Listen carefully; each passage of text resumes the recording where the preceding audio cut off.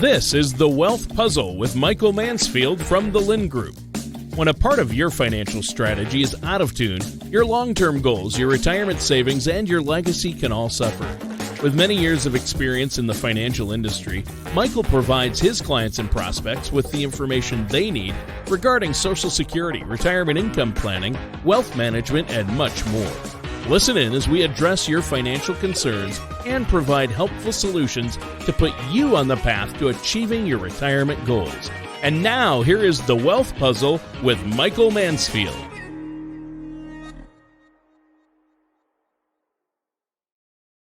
Hey everybody, thanks for tuning in. This is Mike, and Tana's here. She's actually in the other room, still here living in lovely California. We got her son Owen here behind the scenes listening. It's very exciting. So welcome. Tana, how are you? You got another week or two in town? I do. I'm so excited. The beach has been beautiful. Weather. Hiking in the mountains. I really miss this area, and I love working with the team in the office. So I'm happy to be here. Well, but you've been busy, unfortunately. You do have to work when you're here, so you have been busy working. But what do you got for us? I know you wanted to talk about the Schwab stuff before I go into a deep, dark hole of things. Right. So I just wanted to let everyone know you're going to be receiving a letter. You've probably already received it, whether it's by email communication or the mail. It's a letter stating that your TD Ameritrade accounts are going to be switching over to Schwab. Just a couple things to pay attention to. You're going to be assigned a new account number. It's going to be 8 digits long. It will replace the 9-digit current account number that you have. The conversion actually takes place Labor Day weekend. So September 2nd through the 4th, you will not have access to your current TD Ameritrade login after Friday, September 1st. And that's starting at 5:30 Pacific time. So just keep that in mind. You will have access to your new Schwab accounts. You would need to go to schwaballiance.com to set up a new username and password, but you'll get some more information regarding how to do that. And then again, just keep in mind, this doesn't change our relationship by any means. We're literally just, Schwab has purchased TD Ameritrade back in 2019. So we're just now finally witnessing the switch. Yeah, the formality. But no big deal in the big scheme of things. Obviously, Schwab is a very significant, large custodian, just like TD Ameritrade. They were able to gobble them up. They wanted some of TD Ameritrade's technology. Yeah. They now have it. Woohoo! And so, in the big scheme of things, once this is settled, like I said, a couple quirky things like Tana was saying with setting up a new login and whatnot. Correct. But above and beyond that, the reality is for most people, all that's going to happen one day is your statement's going to say Schwab at the top. Instead of in the small print in the back where it currently says it. So right. Oh, one easy peasy. One other quick point. Make sure to log into your current TD Ameritrade at advisorclient.com. Update any information, name, address, phone number. Let us know if there's been any changes on your situation. We need to know about them too. We can help you edit that and update everything because that will make for a smoother transition. Yeah. Well, good. That's exciting. Yeah. Well, things have been good lately. I mean, gosh, Mr. Stock Market's been going up. Everybody's happy. Times are good. And, it's funny because when you turn on the news, it doesn't feel that way, right? There's still so much drama going on. There's now a wheat crisis coming out of Ukraine. You've got the boats of China surrounding Taiwan. There's a lot of still geopolitical chaos floating around everywhere. Just on the news this morning at the gym, I was reading something about some U.S. soldier going into North Korea. You're like, what is that? Is it starting the next war? So there's a lot of this chaos, right? And it's tough because the stock market's been going up. And sometimes that's a little bit of a false flag. It's a little misleading on why the stock market goes up. And it's tough because we all have a tendency of following the S&P 500 and saying, oh, the market's up, the market's down, the market's up, the market's down. But remember, the S&P 500 is baked off of 500 companies. And these companies are all different sizes. So even as well as a company does, if you have a company that's worth $100 billion versus $1 trillion, and that $1 trillion company goes up more, it just kind of pulls the bull by the nose thing, kind of a deal. And so it's interesting. I was looking at, where is it? I got all these websites open. I opened too many websites today. Let's see. Here we go. I was looking at total returns for S&P 500 stocks this year. Now, remember, at the moment, you've got the S&P 500 kind of up, a little over 20%. It's feeling good. It's feeling great. But what does that really mean? And what's amazing, like even if you look at this spreadsheet of returns, you have these, 5 to 10 stocks right out of the gates that have done disproportionately well this year. NVIDIA, the big winner for the S&P 500, it's up 200%. A lot of that is based on AI. It's also based on the fact that its stock got absolutely destroyed over the last couple of years. And a lot of it was just the sense of recovery. But what's interesting, remember, 500 companies. And if I start scrolling down, the returns get smaller and smaller and smaller and smaller. Oh, I'm not even on the thing, Tanny. You could have told me to add the picture on the screen. That would have been helpful to the audience. Well, you didn't prepare me for this, so I didn't know. I didn't know. So here's my list of stocks, right? So I was going through it. And so you got these big stocks at the top that have done really well. And as I scroll down, it turns red. Turns red just over 300. What that means is almost 200 stocks are negative this year on the S&P 500. Well, once again, that's a little misleading, right? Because I thought the S&P 500 was up this year, right? So the story is always a little askew. So you've got almost 40% of the S&P 500 is literally negative, losing money this year. You then say, okay, now I'm in the positive stocks. Deere is up 0.65%. Not very well compared to how the general S&P is doing. But if I was to go up, 10, 11, 12, I'm trying to get to 20%. So like 20%, which is, like I said, that average return for the S&P 500, it's amazing that that's at 138. So what does that mean to us? It means basically 75% of the stocks in the S&P 500 are underperforming what the S&P 500 says the return is this year.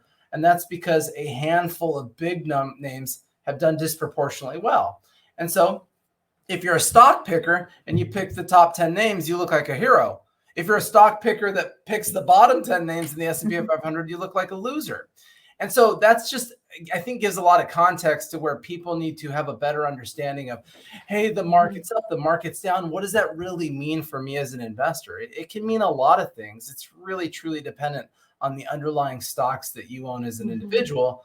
But it also means that if something like NVIDIA that has done disproportionately well this year suddenly does disproportionately bad, it also means that that's going to pull the stock market down a heck of a lot quicker than some of the other things inside of here, based on the market weight. But we've got a lot of headwinds that we're still not past. The Fed, all of a sudden, they keep changing their rhetoric on Fed rate increases. So next week we have a meeting on July 26th. There's now basically 100% chance the Feds are raising rates a quarter point. Now, I like to show these probabilities to everybody. We've been showing this for most of the year. And it's amazing how when you go back earlier in the year, by July right now, the probability was the Feds were going to be cutting rates. Right now, the Fed funds rate is at 5%. So they're talking about going to 5.25%. And they've kind of got the pressure on. Last month when Powell was speaking, he said that they have 2 more expected rate increases, so including this one. And so another rate increase is possibly coming. That's a little overwhelming to us, number one, because at least headline inflation came down annualized to 3% a couple weeks ago. The money supply has been rolling over, which we talk about quite a bit. So there's a lot of things that are helping lead inflation down. And so the Fed's anxiety of showing that they're tough on inflation could be problematic. I mean, where does it become most problematic? Number one is here's 30-year mortgages. Let's go to a shorter picture. Here's 30-year mortgages. They're basically getting back to all-time highs again. The average 30-year mortgage is back to 7%. It had trended down to about 6% earlier this year. These types of things put upward pressure on buyers, people buying homes, people wanting to sell homes, the valuations of selling those homes. These types of things, when the Feds raises rates, I mean, the average used car loan is over 11% right now. Yeah, wow. I mean, that's what's amazing when you get into some of this stuff is the average new car payment is a little over $700 now. Wow. The average used car payment is over $500 now. And this stuff's slowly starting to fall apart. Let's see if I have any other things. Delinquencies, commercial real estate. Who cares about commercial real estate falling apart? No big deal. Let me see. I thought I had some other ones. GDP. Here, I could Google them. Watch. Default. Let's see what default we want. Auto, maybe. Auto default rates. Oh, so here looking at a 3-year chart, it looks like auto default rates bottomed in July 2021, and it looks like they're starting to come up pretty consistently. Overall, things are trending up. So as prices of cars went up, the cost of purchasing those cars went up. All of a sudden, we're starting to see the default rates creeping up. So those are things that we want to be conscious of, right? Is what's really happening in the commercial real estate market, what's happening with default rates on credit cards, on auto loans, on certainly mortgages. Mortgages have actually held up very well so far because people are realizing that their existing mortgage at 2.5% is so coveted at this point that they can never replace it. So there's just a lot going on. We next week we're going to get the money supply. I think that's going to be a big piece of the puzzle as we start to predict how inflation is going to look on the read in August for July. I think all of the easy inflation coming down is gone. We now have sticky inflation. Tana just traveled here in the summer. She had to buy plane tickets. Plane tickets are more expensive in the summer. Gas is more expensive in the summer. Food is more expensive when gas is more expensive, and plane tickets are more expensive, and everything's more expensive. So we're at a place where it will be interesting over the next 60 days to see how that inflation pressure and the data that comes out really does govern the Feds. But hey, we can chalk it up as a shallow win. If the stock market goes up on good news, bad news, sideways news, brown news, green news, whatever news, we can't complain about that. But we also need to realize that the stock market is a creature of habit. And while there's still pressure all around us of things that are uncertain, the stock market is designed to stay pouty. I did see a headline come out the other day. I cut it out here on CNBC. It says Jim Cramer doesn't see a recession on the horizon. I think that very instantly means there's definitely a recession coming, because we're at a point in our lives where you do exactly the opposite of what Jim Cramer says, and then you're okay, right? If anyone gets bored, start Googling, based on his stock recommendations, how well the stocks have done, and he's like plays opposite day with most things. So that's kind of anecdotal. It's a little bit of a joke, but then again, it's hard to say there's no recession coming. I mean, you look at something, for example, like U.S. GDP. You ever heard of that thing? Quarter over quarter. Let's see what it's been doing for the last year. How's that line look, Tana? Is that line going straight up or straight down? Straight down. All right, so this is GDP. So if we go back, let's see where we're at.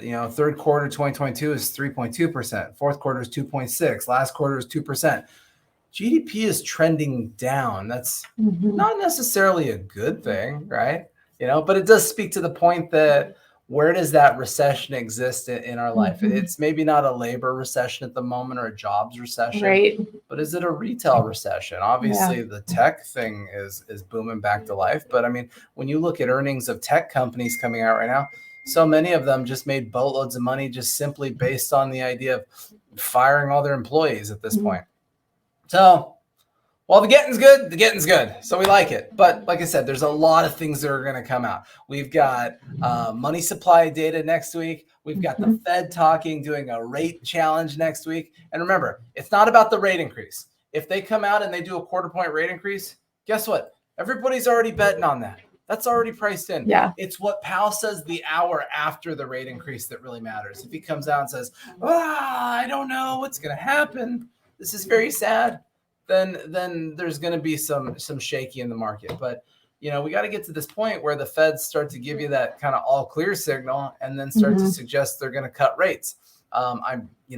It's politics season next year. I know Biden needs Powell to cut rates to stay in office if that's what he's trying to pull off. So anyways, look at that. Tana talked for 3 minutes. I ranted for 10, and we call that Typical. a show.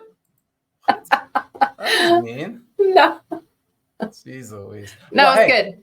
If anybody has any questions, thoughts, concerns, please reach out to us. That's why we're here. We're here to help you. We're here to figure out this stuff for you. If you have questions about the transition from TD Ameritrade to Schwab, please don't hesitate to reach out to us. We're here to help you with that. So give us a call, though, 805-500-7035. And I hope you guys all have a great day.